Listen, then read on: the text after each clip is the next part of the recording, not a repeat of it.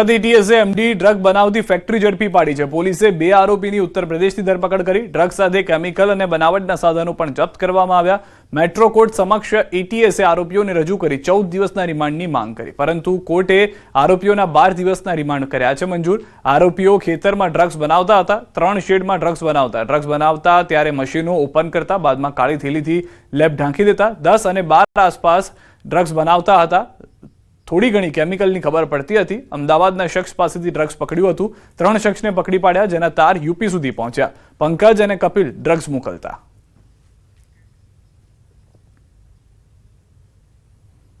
Last 1 માર્ચના દિવસે DYSP SL ચૌધરીને એક બાતમી મળી હતી, જેના આધારે અમદાવાદમાં એક શકાત અહેમદ ફારૂકી પાસેથી 4.6 ગ્રામ એમડીનો સીઝર થયેલ હતો। આજે માણસ જેનાથી સીઝર થયો એના પછી આ માલ આપવાવાળા 2 માણસો સોહેલ મિર્ઝા અને ફરહાન પઠાણ, જે બંને કી દાલી લીમડાના રહેવાસી છે, એ બંનેની ધરપકડ કરવામાં આવેલી હતી અને એ ત્રણેય વિરુદ્ધમાં એનડીપીએસના સેક્શન્સમાં એફઆઈઆર લેવામાં આવેલી હતી।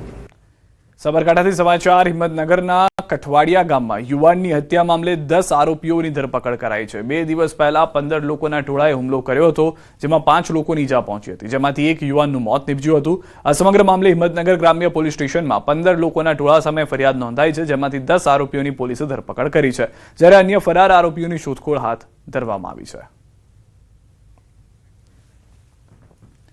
નડિયાદમાં ખેડા એસઓજી પોલીસની રાત્રિ પેટ્રોલિંગ દરમિયાન સામાન્ય ચેકિંગમાં મોટી સફળતા મળી। હોટલ બ્લુ રૂમમાં તપાસ કરતા પોરબંદરના 2 શખ્સોની શંકાસ્પદ હિલચાલને આધારે રૂમની તલાશી લેવામાં આવી હતી, જેમાં અલગ અલગ બ્રાન્ડની વિદેશી દારૂની 36 બોટલો મળી આવી। જપ્ત કરાયેલા દારૂની કિંમત આશરે 1,34,000 જેટલી થાય છે, જ્યારે કુલ મુદ્દામાલ 1,50,000 સુધીનો કબજે કરવામાં આવ્યો છે।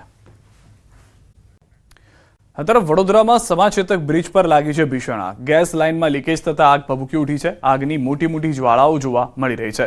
ફાયર બ્રિગેડ દ્વારા આગને કાબૂમાં લેવાનો પ્રયાસ શરૂ કરાયો છે।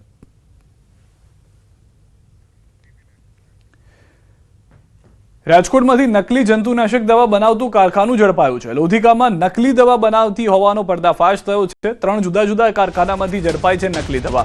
યુનાઇટેડ ફોસ્ફરસ લિમિટેડ કંપની બનાવતી હતી દવા। સ્પેશિયલ ઓપરેશન ગ્રુપ દ્વારા કરાઈ કાર્યવાહી। 25 લાખથી વધુની નકલી દવાઓ કરાઈ જપ્ત। પોલીસે 4 આરોપીઓની કરી છે ધરપકડ।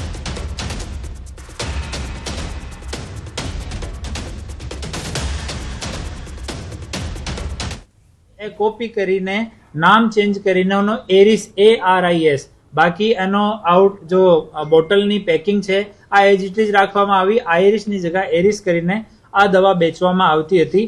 એનો કેમિકલ જો કમ્પોનેન્ટ છે એ પણ એ લોકો વેરીફાઈડ આ લોકો પાસે નહોતો। આ 3 જગ્યા રાજકોટ ગ્રામ્ય જિલ્લાની એસઓજી દ્વારા પીઆઈ ફતેહસિંહ પારગી, પીએસઆઈ ઝાલા અને એની ટીમ દ્વારા આ કાર્યવાહી કરવામાં આવેલ છે। અને આ જો 3 જગ્યા છે, આ જગ્યા છેલ્લા 1 થી 1.5 વર્ષથી એ લોકો આ દવાનું ઉત્પાદન કરે છે અને વેચાણ કરતા હોય છે।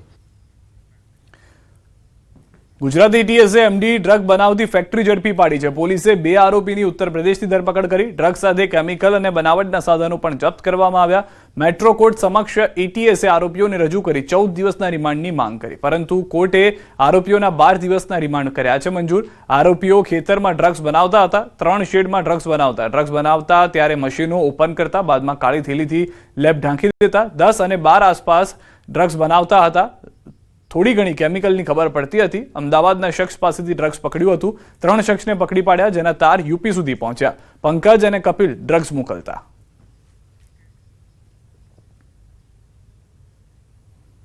લાસ્ટ 1 માર્ચના દિવસે ડીવાયએસપી એસએલ ચૌધરીને એક બાતમી મળી હતી, જેના આધારે અમદાવાદમાં એક શકાત અહેમદ ફારૂકી પાસેથી 4.6 ગ્રામ એમડીનો સીઝર થયેલ હતો। આજે માણસ જેનાથી સીઝર થયો એના પછી આ માલ આપવાવાળા 2 માણસો સોહેલ મિર્ઝા અને ફરહાન પઠાણ, જે બંને કી દાલી લીમડાના રહેવાસી છે, એ બંનેની ધરપકડ કરવામાં આવેલી હતી અને એ ત્રણેય વિરુદ્ધમાં એનડીપીએસના સેક્શન્સમાં એફઆઈઆર લેવામાં આવેલી હતી।